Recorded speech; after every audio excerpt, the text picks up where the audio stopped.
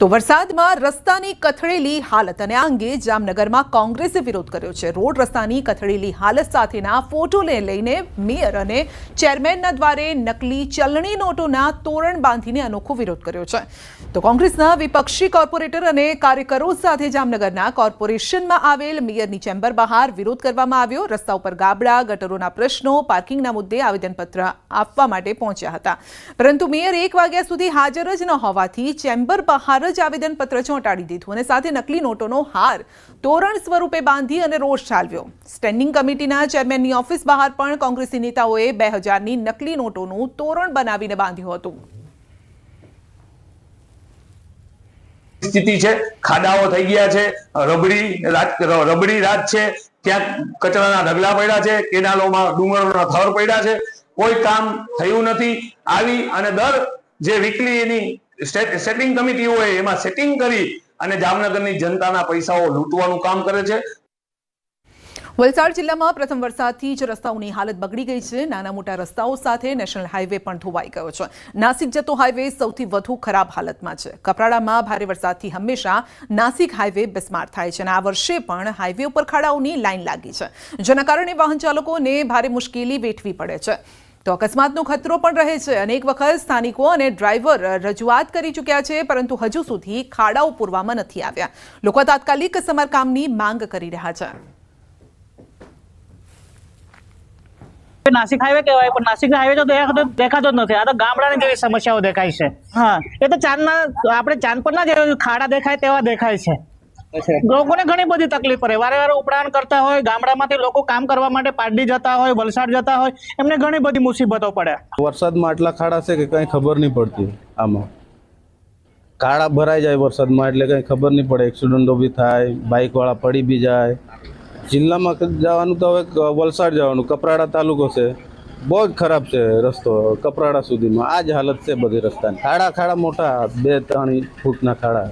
વલસાડ જિલ્લામાં પ્રથમ વરસાદથી જ રસ્તાઓ ધોવાયા છે। જોકે સૌથી વધારે ખરાબ હાલત છે વલસાડના કપરાડાના નાના પોંડાથી નાસિક જતા હાઈવેની છે। અત્યારે જે આ દ્રશ્યો જોઈ રહ્યા છો, નાસિક હાઈવેના દ્રશ્યો છે। અહીંયા આગળ મસ્ત મોટા ખાડા પડ્યા છે, જેને કારણે અહીંયાથી પસાર થતા વાહન ચાલકોએ પારાવાર મુશ્કેલીનો સામનો કરવો પડી રહ્યો છે। રસ્તાની હાલત એટલી ખરાબ છે કે અહીં આ રસ્તામાં ખાડા છે કે ખાડામાં રસ્તો છે તે પણ કહેવું મુશ્કેલ છે। મહત્વપૂર્ણ છે કે આ નાસિક હાઈવે સૌથી વ્યસ્ત હાઈવે છે। અહીંયાથી ઔદ્યોગિક વિસ્તારને કનેક્ટ કરે છે આ હાઈવે। ઔદ્યોગિક નગરી વાપી, ધરમપુર અને વલસાડ જિલ્લાથી અમદાવાદ, મુંબઈ નેશનલ હાઈવે પર છે, અહીંયાથી વાહનો પસાર થાય છે। રોજિંદા નાના મોટા હજારો વાહનોની અવરજવર રહે છે, પરંતુ કપરાડામાં સૌથી વધુ વરસાદ થતો હોવાથી દર વર્ષે રસ્તાઓની હાલત આવી જ ખરાબ થઈ જાય છે અને રસ્તા ઉપર મસ્ત મોટા ખાડા પડે છે, જેને કારણે વાહનોના અકસ્માતો થાય છે, સાથે સાથે અહીંયાથી પસાર થતા વાહનોમાં નુકસાની પણ થાય છે। આમ વલસાડ જિલ્લામાંથી પસાર થતા તમામ અમદાવાદ મુંબઈ નેશનલ હાઈવે તો હાલત ખરાબ છે જ, પરંતુ સૌથી વધુ ખરાબ હાલત છે અહીંયા આગળ નાના પોંડાથી નાસિક જતા આ હાઈવેની હાલત છે। આથી અહીંયાથી પસાર થતા વાહન ચાલકો ભારે મુશ્કેલીનો સામનો કરી રહ્યા છે અને વાહન ચાલકોની માંગ છે કે વહેલી તકે આ જે હાઈવે છે એની હાલત સુધારવામાં આવે। ભરતસિંહ વાડેર, ન્યૂઝ 18 ગુજરાતી, કપરાડા। બુલેટિનમાં આગળ વધીશું નાનકડા બ્રેક બાદ।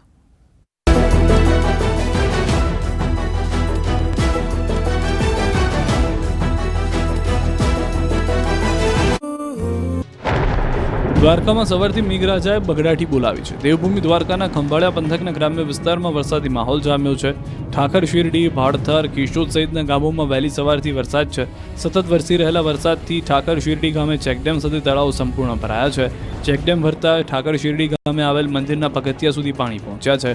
ગ્રામ્ય વિસ્તારમાં ચેકડેમો અને તળાવો ભરાઈ જતા ખેડૂતો ખુશ છે। કલ્યાણપુર પંથકમાં સાની ડેમના પાણી દૂર સુધી ફરી વળ્યા છે। સાની ડેમનું નિર્માણ કાર્ય હજુ ચાલુ હોય ઉપરવાસમાં ભારે વરસાદના પાણી વહેતા થયા। સાની ડેમની સપાટી પરથી પાણી વહેતા થતાં સૂર્યાવદર, આશિયાવદર, જેપુર, દુધિયા સહિતના ગામોને જોડતા માર્ગ પર પાણી ફરી વળ્યા છે। માર્ગ પર પાણી ફરી વળતા લોકો જોખમી રીતે પસાર થવા નજરે પડ્યા। તો કલ્યાણપુર તાલુકાના રાવલ અને સૂર્યવદર સહિતના ગ્રામ્ય વિસ્તારોમાં ધોધમાર વરસાદને કારણે ખેતીને ભારે અસર થઈ છે। સાની ડેમના પાણી ખેતરમાં ફરી વળતા મગફળીનો પાક પાણીમાં ગરકાવ થઈ ગયો।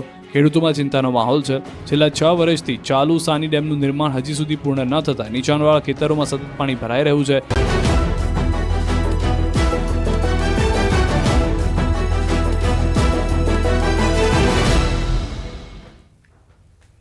છોટાઉદેપુરમાં રસ્તાને લઈને લોકોમાં વિરોધનો વંટોળ છે. લોકોએ હાઈવે પર બેસીને વિરોધ કર્યો. રસ્તા બનાવોના સૂત્રોચ્ચાર કર્યા. ખાડો પૂરો નહીં તો ખિસ્સા ભરોના સૂત્રો પણ બોલાવ્યા. નાની સાડલી, મોટી સાડલી, ટુંડવા, સુરસિંગ, હરપાલપુરા ગામના લોકો રસ્તા પર ઉતરી આવ્યા. તંત્ર દ્વારા તેમની વાતને ધ્યાન પર ન લેવાતા આખરે નેશનલ હાઈવે નંબર 56ને બંધ કરાયો છે અને બીજી તરફ પોલીસ ઘટનાસ્થળે પહોંચી હતી અને સાડલી ગામના સરપંચની અટકાયત પણ કરી હતી.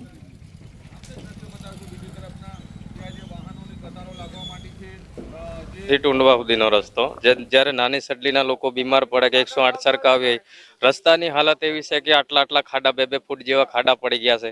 હવે ટુંડવા ગામ એ આ રસ્તા પર મેન નીકળે છે.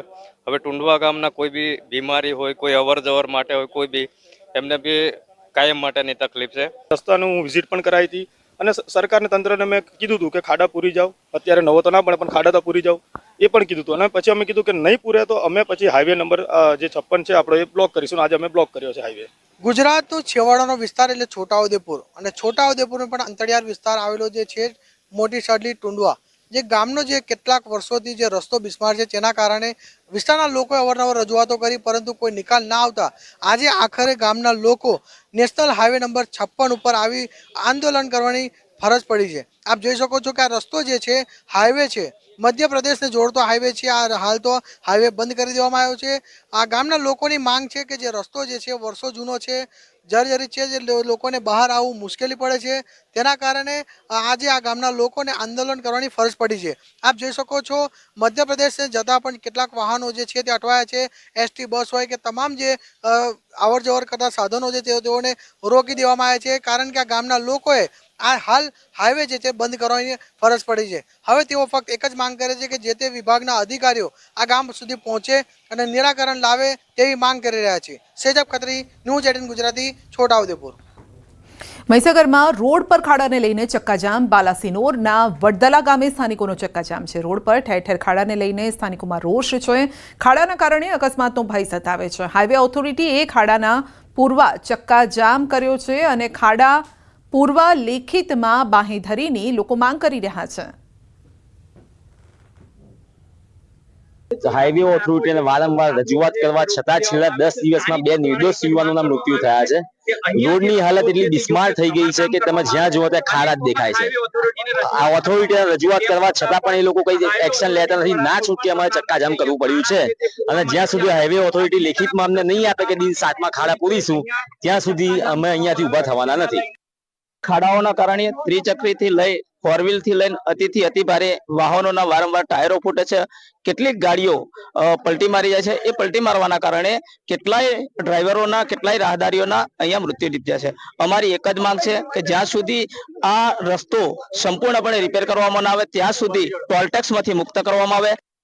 ચક્કાજામ કરવાનું એક જ કારણ કે વારંવાર અહીંયા જગ્યા પર મરણ થઈ જાય છે, માણસોના જીવ જાય છે, ખાડા પડ્યા છે, માણસોના જીવ જાય છે અને હાઈવે ઓથોરિટી આ ખોટી રીતે મોટો ટોલ ઉઘરાવે છે અને ટોલ ઉઘરાવે છે એની સામે ટોલની માત્રામાં જો રસ્તો બનતો નથી. સ્વાભાવિક વાત છે કે ટોલ જો ઉઘરાવતા હોય તો સ્વાભાવિક વાત છે કે ખાડા બાડા અને સપાટ એક સારી માત્રામાં રસ્તો થાય.